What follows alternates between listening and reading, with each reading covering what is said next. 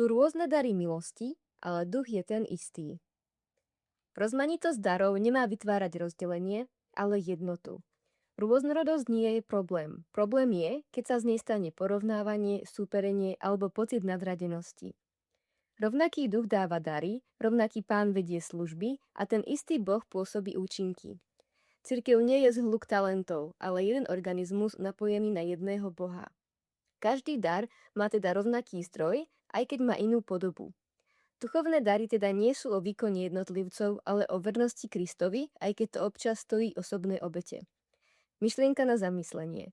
Jednota cirkvi nevzniká tým, že sú ľudia rovnakí, ale tým, že slúžia rovnakému Bohu. Otázka pre teba. Ako sa dá v praxi podporiť jednota, keď majú ľudia v cirkvi odlišné dary a rôzne názory?